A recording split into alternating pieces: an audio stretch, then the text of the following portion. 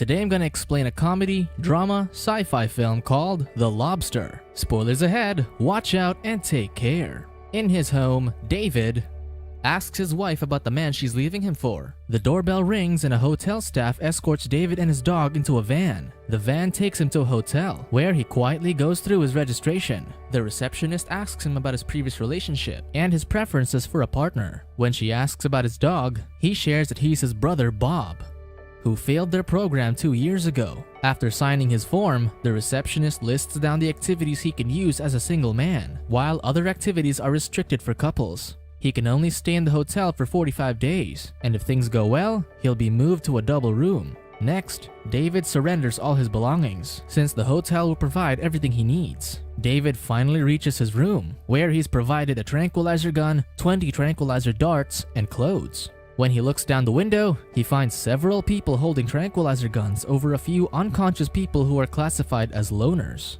Later, the hotel manager visits David and assures him that turning into an animal shouldn't upset him. According to her, being an animal is a second chance at finding a partner, as long as his partner is a similar animal as he would be. She then asks him what animal he'd like to be if he failed, and he decided to be a lobster because they live long and stay fertile throughout their lives. He adds that he enjoys the sea as well. The hotel manager admires this, since most people choose to be dogs, so most other animals are endangered. While the staff handcuffs David and locks his belt, the hotel manager adds that the exercise is to show people how life is easier when there's two of something. With one hand cuffed to his back, David finds it difficult to prepare for bed that evening. The next day, the alarm alerts him that he has 44 days left. David heads to the dining hall, where all guests have breakfast at individual tables. He studies the female guests, noting one woman who often gets a nosebleed, while the woman next to her is her best friend. Another woman is fond of biscuits, and he learns the woman behind him is heartless.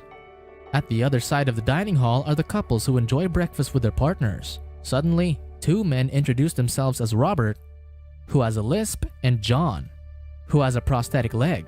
They invite him for a walk, and David accepts. The trio heads outside and enjoys the view of the ocean. Robert is confident that he'll be on one of the yachts they're watching, where the hotel sends new couples near the end of their program.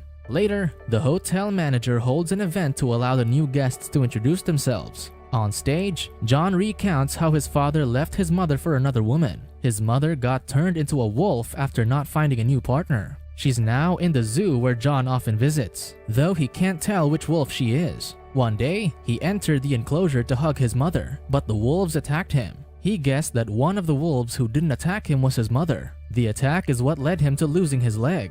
John's wife recently passed away, thus he's in the hotel for a new partner. Afterward, the hotel holds a formal dinner to allow the single guests to mingle. The biscuits woman tries to sit next to the heartless woman, but doesn't get a response from her. She heads to the other end of the table and meets the nosebleed woman and her friend. They comment that the heartless woman is the women's record holder for most captives taken. Soon, David asks one of the women to dance. He dances with the nosebleed woman, who ends up getting her blood on his shirt. Robert ends up dancing with the heartless woman, and John dances with the biscuits woman. After the event, the guests ride a bus while carrying tranquilizers. They reach the woods and hunt for loners who refuse to be turned into animals. Most guests struggle with chasing the loners, while the heartless woman happily beats her prey. That evening, the guests line up with their captives. Each loner they capture earns them an extra day to search for a partner. The heartless woman captured 4 loners, adding 4 days to her already extended stay.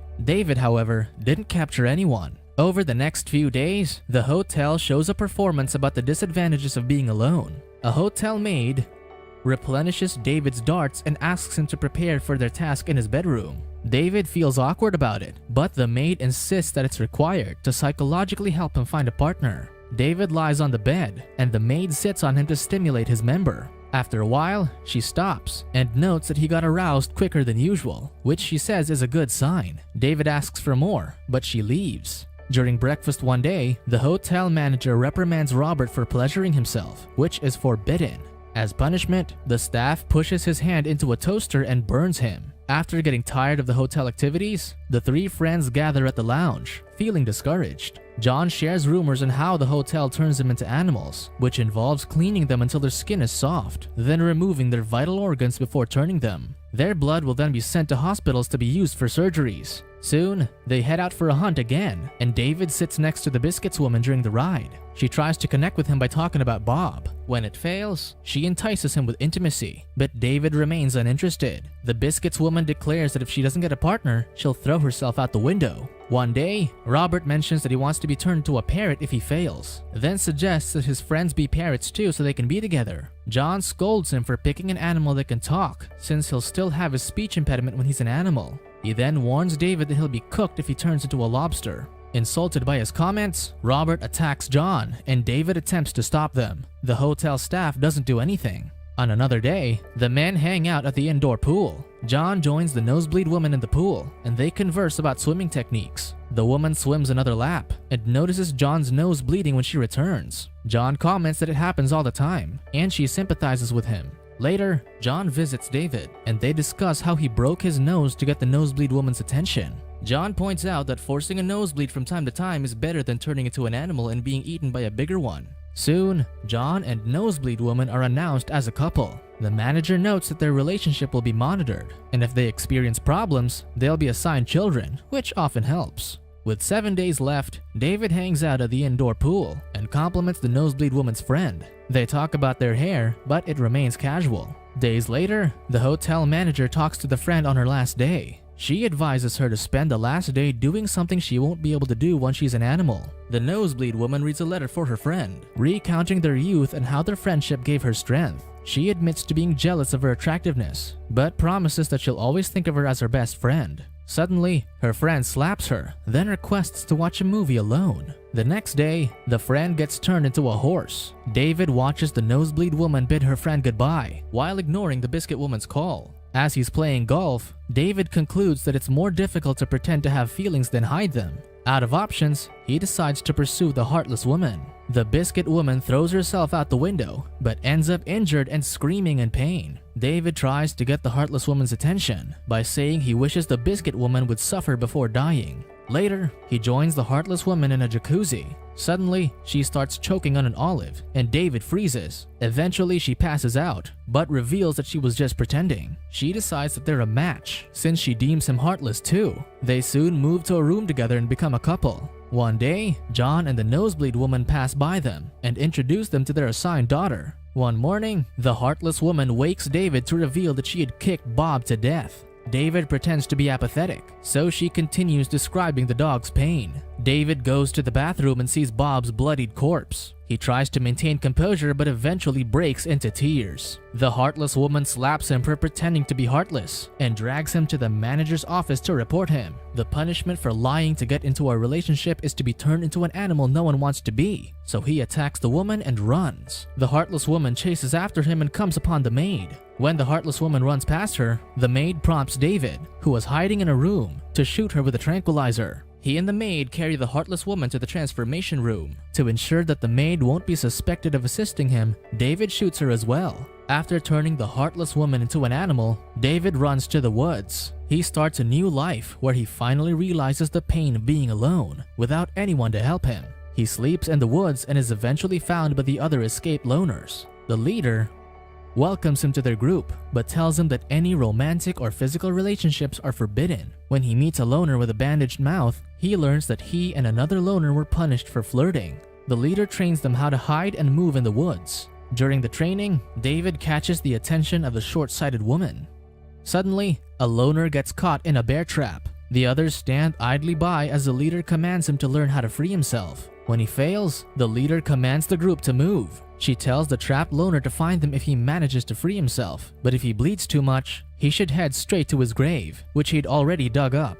Meanwhile, the hotel staff waits by the road after sending guests to hunt in the woods. The maid excuses herself to the woods to harvest truffles, but instead smokes alone. Eventually, Robert corners David and insults him for what he did to the Heartless Woman. David justifies that she killed his brother, adding that he'd have done the same if she harmed Robert, since he considers him his best friend. Robert comments that he spent more time with John, who's already heading to the yacht for the last stage of his relationship trial. Robert wonders if David could return if he explained what the Heartless Woman did, but David is satisfied being free to do what he wants. Since he only has 2 days left, Robert intends to shoot David, but David argues that an extra day won't make a difference. Suddenly, the short-sighted woman stabs Robert in the leg, allowing David to grab his gun and shoot him with a tranquilizer. The short-sighted woman tells him to keep what happened a secret and bring her a rabbit to repay her. When she leaves, David takes Robert's clothes and gun and leaves him. The leader secretly meets with the maid, who's brought her a gun and keys to the double rooms in the hotel. The maid advises her to proceed the next day, while the guests are tired from dancing and most staff are away. However, the maid claims that this will be her last mission, since she can't stand her husband. The leader is disappointed, since she's been a good insider, but respects her decision nonetheless.